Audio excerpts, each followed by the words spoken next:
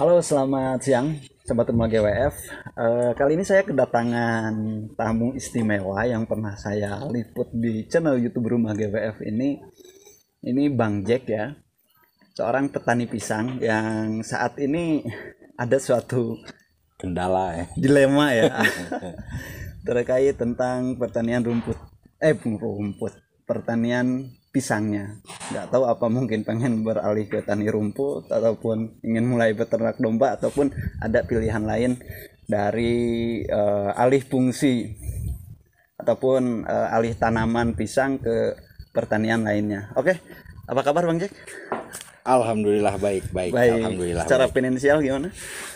Alhamdulillah. Meskipun di tengah situasi perekonomian ini tidak stabil, tapi alhamdulillah. Alhamdulillah. Dapur masih ngebul ya. Alhamdulillah ya. Berarti kalau misalkan untuk saat ini nih, Bang Jack masih bertani? Alhamdulillah masih. Dan itu menjadi style gaya hidup saya, bertani gitu. Oh ya, perlu diketahui juga ya, sahabat Rumah GWF, Bang Jack ini selain bertani pisang, sebelumnya bahkan sampai saat ini itu beliau mengabdi sebagai guru ya. Dan alhamdulillah masih honorer. Guru honorer. Ya, tetap bersyukur aja lah Bang. Alhamdulillah. Oke Bang, kita tuh udah 1 tahun ya, seingat saya pas waktu dulu ngeliput tentang pertanian pisangnya. Mungkin bisa diceritakan bagaimana pertanian pisangnya untuk saat ini Bang? Untuk pertanian pisang ya, pada awalnya saya bersemangat bertani pisang, dan memang menurut analisis saya bertani pisang itu lebih simpel, perawatannya lebih mudah dan lain sebagainya. Tetapi di luar ekspektasi ternyata pisang yang saya tanamkan jenisnya pisang Raja Bulu. Jadi dia terkena penyakit jenis layu fusarium. Layu fusarium. Ya, layu fusarium itu jenis penyakit yang memang sih ditakuti para petani pisang ya, seperti itu. Dan kebun saya terserang penyakit tersebut. Dan dari ribuan pohon pisang yang saya tanam, ya 70% itu 70% terserang dan mati ya, seperti itu. Tapi alhamdulillah dari panen pertama sampai kedua itu modal kebaliklah alhamdulillah, dan ada untungnya gitu. Tapi kan saya tidak bisa lagi produksi seterusnya karena memang terkena itu penyakit layu fusarium itu, seperti itu. Oke, berarti untuk saat ini ya pisang masih ada. Pisang masih ada. Cuman nggak banyak karena terserang penyakit tersebut. Ya. Terus begini Bang, kalau misalkan untuk saat ini, apakah Bang Jack ini akan terus menggeluti di pertanian pisangnya ataupun mungkin alih ke pertanian yang lain? Pertanian pisang saya akan terus geluti. Jadi tantangan sendiri buat saya gitu. Kendala pisang itu saya harus benar-benar sampai tahu ya permasalahan pohon pisang itu, penyakit dan lain sebagainya. Karena kan pisang itu berbagai jenis ya. Jadi mungkin setiap jenis itu penyakitnya berbeda-beda. Nah, ini tantangan tersendiri. Saya pisang masih tetap ya.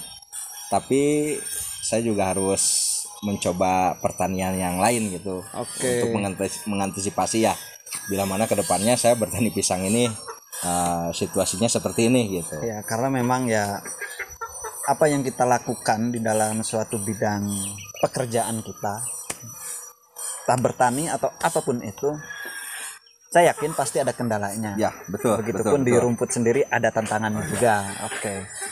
Berarti untuk rencana kedepannya pisang masih jalan, terus ya, pisang masih jalan. Saya coba lagi sekarang nanam di lokasi pisang yang pada mati itu terkena layu fusarium. Saya ditanami pohon alpukat. Pohon alpukat yang dari bibitnya tuh sambung pucuk. Jadi usia sampai berbuah dari tanam supaya berbuah itu katanya ya, katanya saya kan juga belum nyoba ya. Tapi udah tanam. Udah tanam. Ya. Itu 3 tahun katanya udah bisa kepanen. Udah bisa kepanen berbuah gitu.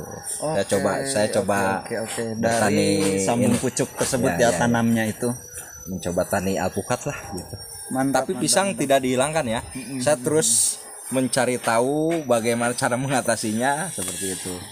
Tapi kan tadi kalau misalkan dari pisang itu secara modal udah kembali kan? Udah kembali. Bahkan udah untung apa rugi? Untung ya. Dari panen apa? Berapa kali gitu maksudnya?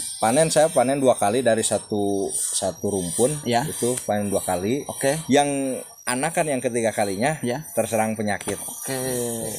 Artinya ya kalau misalkan dikatakan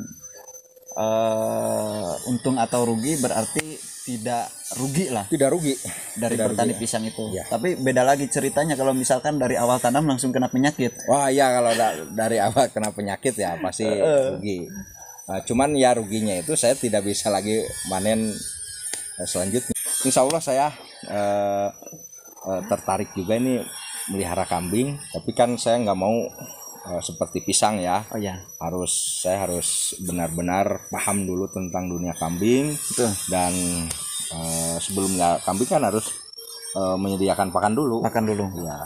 Insya Allah saya akan ke depan mencoba di lahan-lahan yang masih ada kosong-kosongnya seperti tanam rumput ya. Terus kita berternak kambing ya.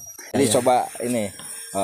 Saya juga nih biar saya tertarik berternak domba nih. Bagaimana nih biar berternak domba yang baik, benar, ya singkat sajalah gitu. Kalau baik dan benar itu punya definisi masing-masing dan tergantung tingkat pengalamannya masing-masing. Ya, baik dan benar itu.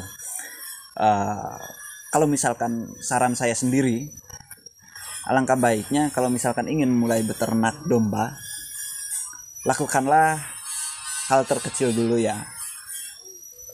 Jangan langsung kita mentang-mentang melihat YouTuber ataupun para peternak lain yang udah sukses, kita pengen ikutan besar juga. Mereka juga sebenarnya kan proses untuk sampai titik itu. Betul. Kan proses panjang. Mungkin misalkan Bang Jack ini punya uang 2 miliar. Ya udah nih, saya tanam rumput sekian hektar, domba ratusan ekor, tetapi ada hal yang memang perlu diperhatikan. Udah siap belum dengan ilmunya? Udah tahu belum dengan ilmunya?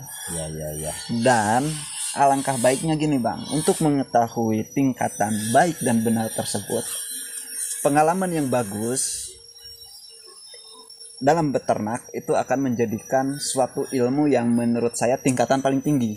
Berbeda kalau misalkan Bang Jet melihat konten kreator ataupun melihat peternak domba lain. Beda cacabakan, beda hasil. Artinya ya beda tangan itu beda. Ya meskipun objek yang dipeliharanya itu sama kambing, tetapi kalau orang yang berbeda itu bisa berbeda. Bisa berbeda juga. Makanya untuk kita sampai mengetahui baik dan benar beternak domba, ya saran saya coba dululah misalkan 5 ekor ataupun 10 ekor sedikit dulu ya. Iya. Nanti kita bisa mengetahui kalkulasi secara hitung-hitungan ataupun secara perawatan yang baik dan benar. Kalau teori itu kan hanya sekedar peran pembantu ya. Kadang-kadang kan tiap daerah, tiap orang itu punya penemuan tersendiri ya, dalam berternak kambing. Betul, ada pola ataupun misalkan cara masing-masing, ada konvensional gitu kan, ada yang memang udah modern. Dan oleh sebab itu mungkin Bang Jack ya ataupun teman-teman sahabat rumah GWF semuanya, alangkah baiknya matengin dulu nih ilmunya.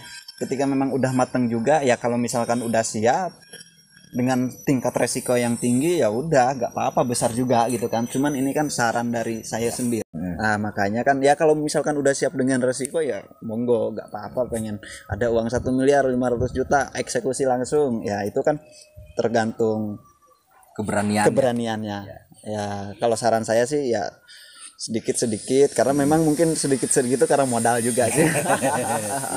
Ya oke, pokoknya seperti itulah sahabat rumah GWF. Terima kasih Bang Jack sudah mampir ke channel YouTube saya, dan Bang Jack juga nih punya channel YouTube apa Bang?